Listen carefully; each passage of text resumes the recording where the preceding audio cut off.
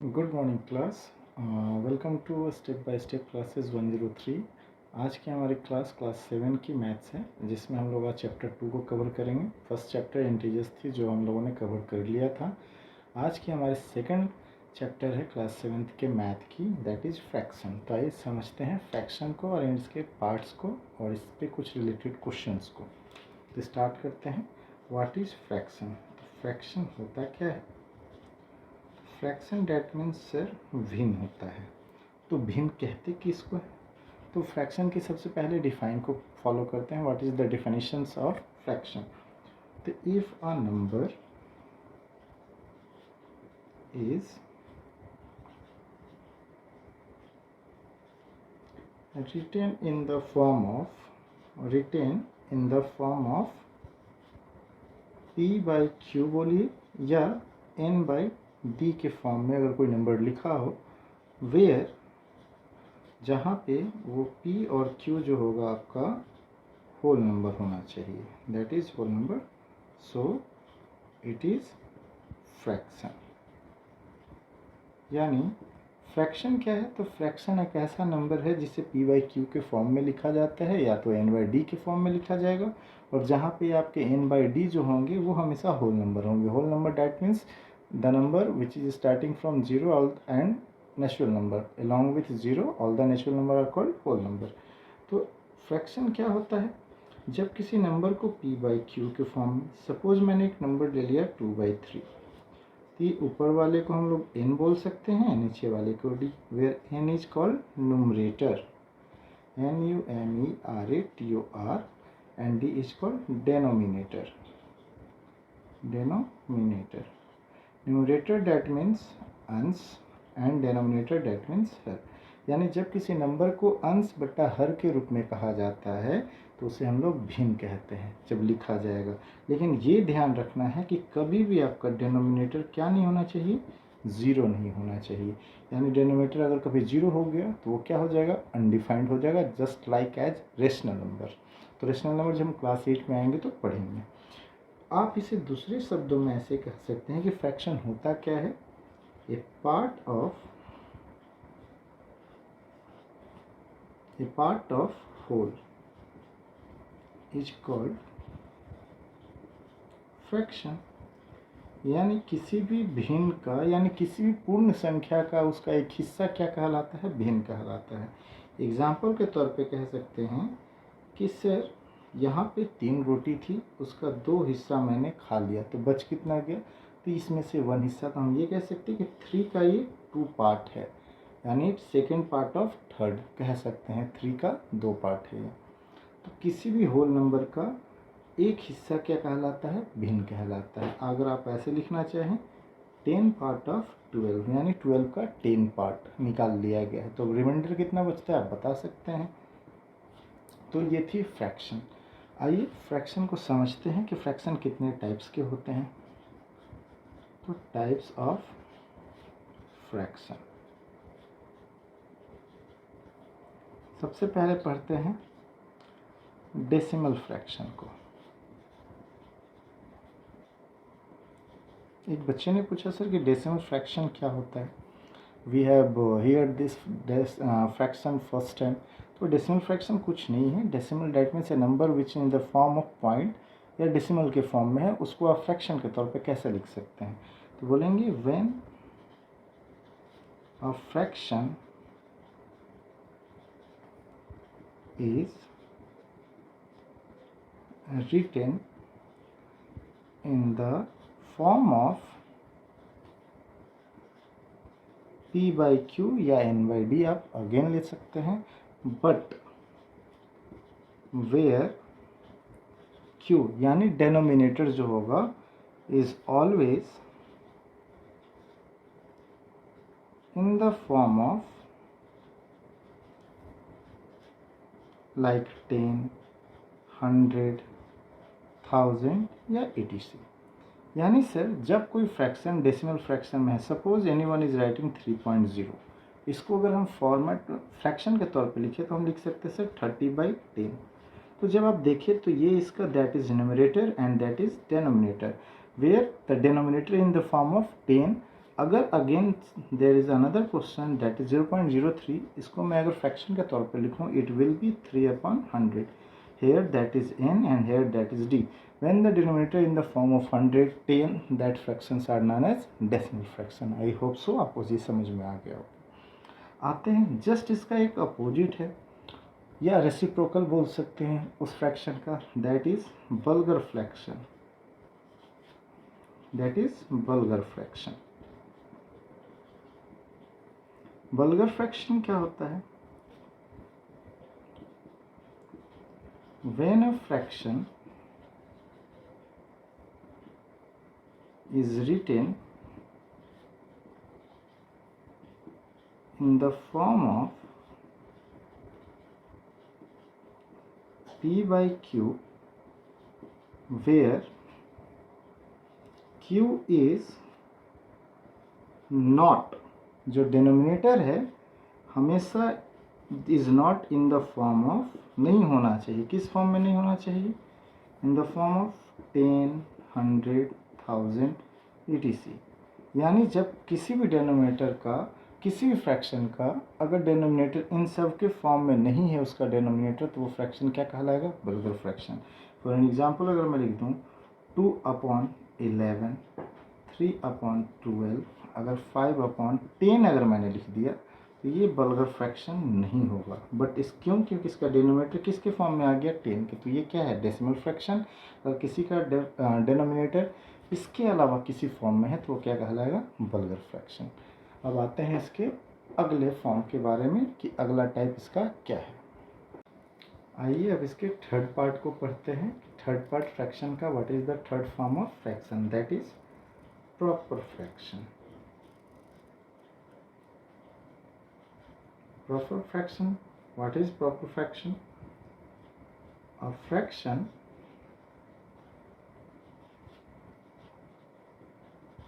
which is in the form of p by q, या आप इसे n by d भी लिख सकते हैं. एक ऐसा फ्रैक्शन जो न्यूमरेटर बाई डिनोमिनेटर के फॉर्म में हो, वेयर जहाँ पे numerator is smaller than denominator.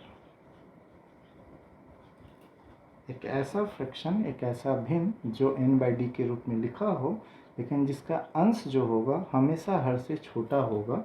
यानी आप ये कह सकते हैं numerator is always smaller than denominator, तो वो क्या कहलाएगा? प्रॉपर फ्रैक्शन कहलाएगा. For an example 2/3, 4/6, 8/10. In each case numerator is smaller than the denominator, so it is proper fraction. Opposite fourth part पे, that is called improper. Improper fraction. It is the just opposite of proper fraction. तो improper fraction क्या कहता है? A fraction in which numerator is greater than denominator. यानी ऐसा भिन्न है जिसका अंश जो होगा उसके हर से ज़्यादा होगा, तो क्या कहलाएगा? Improper fraction. For an example की बात करें, ये अगर n है और ये d, तो यानी n इसका हमेशा क्या होगा? बड़ा होगा. यानी 4/, अगर मैं बात करूं, that will be 2, 3/1, 4/, again 1, that will be it is c. यानी that is numerator and that is denominator. In each case numerator is greater than the denominator. आते हैं इसके फिफ्थ पार्ट की ओर. Fifth part is like fraction. Like that means एक जैसा होता है. तो ऐसा फ्रैक्शन, a fraction in which denominators are same. यानी एक ऐसा फ्रैक्शन सर, यानी बहुत सारे फ्रैक्शन को मैं अगर देखूं, अगर ये 2/3 है, 4/3 है, 6/3 है, 8/3 है। तो यानी ये this is numerator and that is denominator. In each case numerator are different but the denominator are same, so it is called like fraction. यानी आप कह सकते हैं जिसका डिनोमिनेटर सेम है वो क्या कहलाएगा, like fraction. Just opposite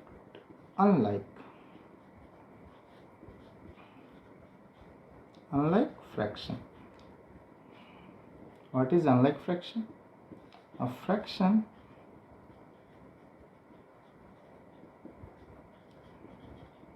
in which denominators are not same. अगर किसी फ्रैक्शन का n/d के फॉर्म में लिखा हो और आपका d वो जो है वो सेम नहीं है तो क्या कहलाएगा, unlike fraction. For an example 1/2, 4/3, 6/8, 9/10.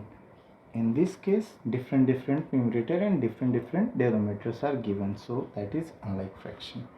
आते हैं इसके 7 पार्ट की ओर. What is the 7th form of fraction? That is unit fraction. Unit that means हम लोगों ने नंबर सिस्टम में पढ़ा होगा. What is unit, unit tens. Unit that means ones, यानी a fraction in which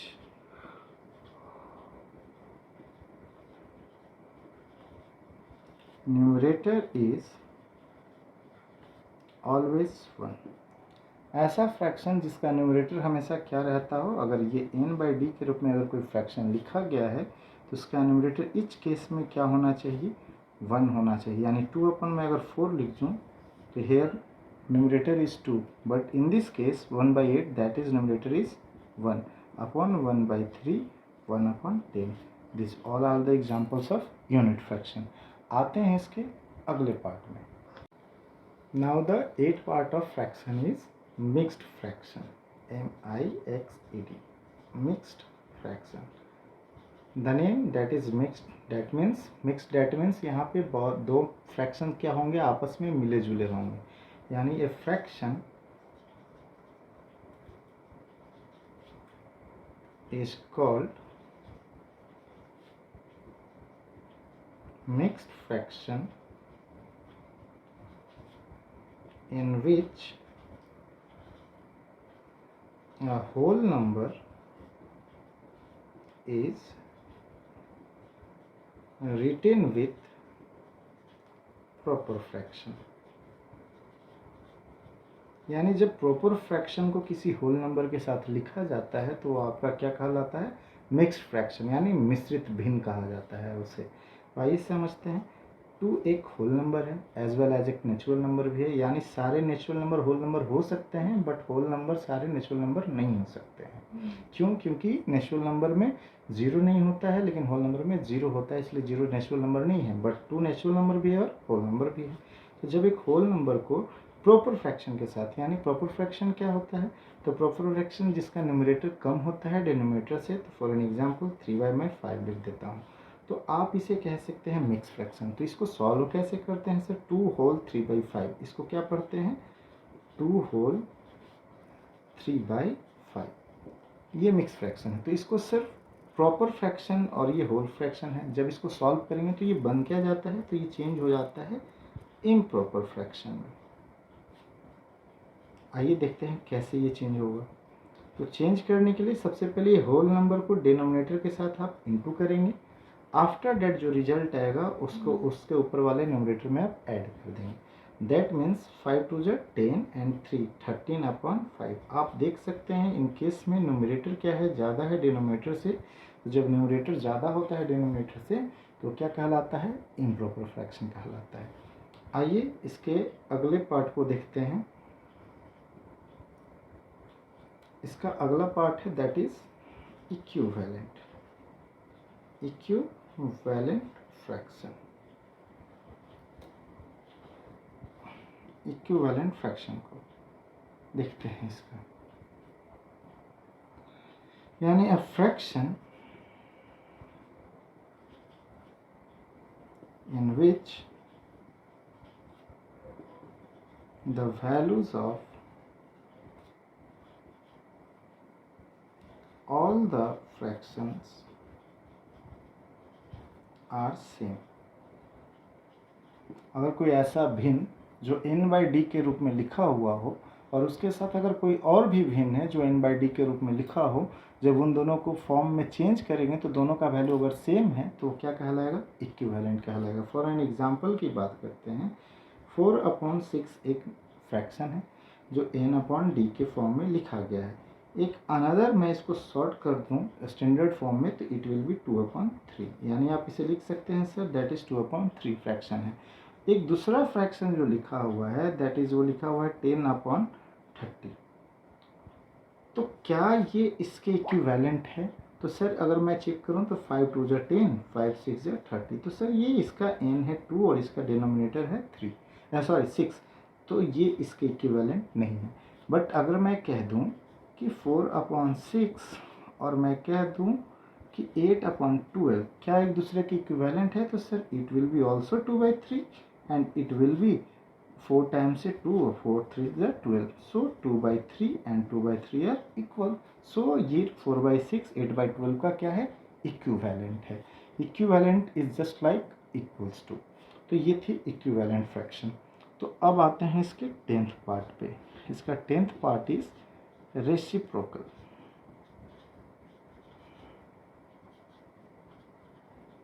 reciprocal that means just opposite, यानी व्युत्क्रम भिन्न बोल सकते हैं आप इसको। तो रेसिप्रोकल भिन्न क्या होता है? A fraction which is written in the form of d/n। जब कोई फ्रैक्शन n/d तो फ्रैक्शन होता है, जब उस फ्रैक्शन को d/n के फॉर्म में लिख दिया जाए तो वो क्या कहलाएगा? उसका रेसिप्रोकल कहलाएगा। फॉर एन एग्जांपल की बात करूं तो अगर 2/3 लिखा गया है that is n and that is d, हम लोग यही जानते हैं कि फ्रैक्शन n/d के फॉर्म में लिखा आता है, लेकिन जब इसका हम लोग d/n के फॉर्म में करेंगे इट विल बी 3/2, यानी ये 2/3 का क्या है? रेसिप्रोकल है, यानी यही है रेसिप्रोकल फ्रैक्शन। जब किसी फ्रैक्शन को उसके d/n के फॉर्म में लिखा जाता है तो उसको रेसिप्रोकल फ्रैक्शन कहते हैं।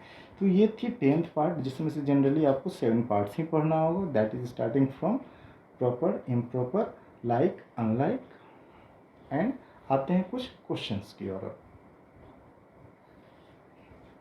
देखिए इसमें जनरली आपसे क्वेश्चन इस टाइप का एक पूछा जाएगा जो मैं एक ही डील कर रहा हूँ, जो सबसे ज़्यादा हार्ड होगा। Addition, subtraction, multiplication and division आप जानते होंगे तो वो तो सिंपल है, लेकिन इसमें क्वेश्चन ऐसा पूछ सकता है कि if the sum of two numbers are 18, if one of them is 9, so find second number। इस टाइप के क्वेश्चन हो सकते हैं। तो आइए इसको कैसे करते हैं। देखिए तो ज़्यादा इसको उलझाना नहीं है, आप क्वेश्चंस को 2 बार पढ़ें, दैट इज सो इजी। आप क्या करेंगे? 2 बॉक्स बनाइए, that means the sum of 2 numbers. तो मान लीजिए ये बॉक्स आपके 2 नंबर है, सम दैट मीन्स उसका ऐड, जो रिजल्ट आया that is 18। If one of them is दोनों नंबर में से कोई एक number that is 9, another number नहीं पता है मुझे, ये फाइंड आउट करना है। तो आप इसको क्या मान लीजिए? Let the number is x, so 9 + x equal to 18। So 9 + 8 is equals to 18, so x equal to 18 minus, ये प्लस में था तो इधर आके it will be 9, so x equal to 9, यानी x क्या थी आपकी? तो सेकेंड नंबर, यानी सेकेंड नंबर सर भी 9 होगा। जब दोनों नंबर को जोड़ा जाए तो रिजल्ट भी क्या आ जाएगा? 18। तो इस तरीके से ये फ्रैक्शंस की क्लास थी जो आपने समझा 10 टाइप्स के फ्रैक्शन को। आइए अब मिलते हैं इसके अगले चैप्टर में, 3rd में। तब तक के लिए गुड नाइट, मिलते हैं अगले चैप्टर के साथ। आई होप सो आपको समझ में आया हो। अगर किसी तरीके का कोई फ्रैक्शन समझ में ना आया हो तो आप हमें कमेंट सेक्शंस में इसके बारे में लिख सकते हैं। धन्यवाद।